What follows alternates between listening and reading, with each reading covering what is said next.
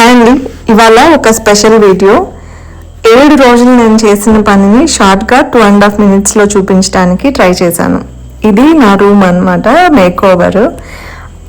ఈ రూమ్ ఇలా ఉన్నది, ఎలా చేశానో చూపిస్తాను ఇప్పుడు నేను మీకు. చాలామంది నన్ను అడిగే క్వశ్చన్ అంటే కంటే కంప్లైంట్ ఏంటి అంటే, నా మీద నాకు ఫోన్ సరిగా అటెండ్ చేయవు, అంత బిజీగా ఉంటావా అని. ఆఫీస్ లేని రోజు అయితే ఫోన్తో కాపురం చేయటం అస్సలు నాకు ఇష్టం ఉండదండి. సో అలాగే ఫ్రీ టైంని కిల్ చేయటం కూడా ఇష్టం ఉండదు. నా ఫ్రీ టైంలో మోస్ట్లీ మొక్కలు నాటుకుంటూ ఉంటాను, లేకపోతే సర్దుకోవటం, క్లీన్ చేసుకోవటం అలాంటివి చేస్తూ ఉంటా. ఉట్టిగా కూర్చోవటం చాలా వరకు నేను తక్కువ చేస్తాను.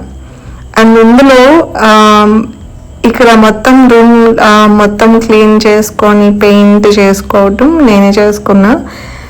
ఇది ఇలా చేయటం ఏంటి అంటే, మెడిటేషన్ చేస్తారు కదా, సో నాకు అది డ్రాయింగ్ అయినా పెయింటింగ్ అయినా లేకపోతే గోడకు సున్నాలేసే పెయింటింగ్ అయినా కూడా నాకు మెడిటేషన్ లాగే అనిపిస్తుంది.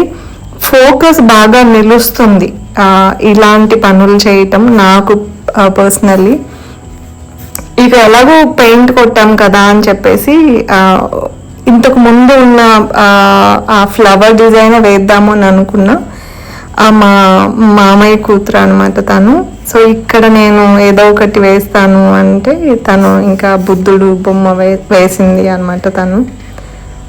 సో ఇలా రూమ్ క్లీన్ చేసుకొని పెయింట్ చేసుకొని సర్దుకొని మళ్ళీ ఈ వాల్ పెయింట్కి పెన్సిల్తో స్కెచ్ వేసుకోవటం అంతా ఒక రోజు అయింది. ఇంకా ఈ మిగిలిన రిమైనింగ్ పెయింట్ చేసుకోవడానికి 2 days పట్టిందనమాట. గోడకి ఎక్కువ డెకరేషన్ లేకుండా మొక్కలు ఎక్కువ పెట్టుకోవటం నాకు పర్సనల్గా ఇంట్రెస్ట్. కానీ ఈ గోడకి చాలా మంచిగా కుదిరాయి. నేనేమో ఫ్లవర్స్ వేసాను, మామయ్య కూతురేమో బుద్ధుడు బొమ్మ వేసింది అనమాట. సో 2 ఇలా వచ్చాయి. అదనమాట, నేను ఖాళీగా ఉన్న టైంలో ఇలాంటి పనులు చేసుకొని నా టైంని స్పెండ్ చేస్తూ ఉంటాను. అలాగే మా ఇద్దరు పెయింటింగ్ ఎలా ఉందో కూడా చెప్పండి. Thank you for watching.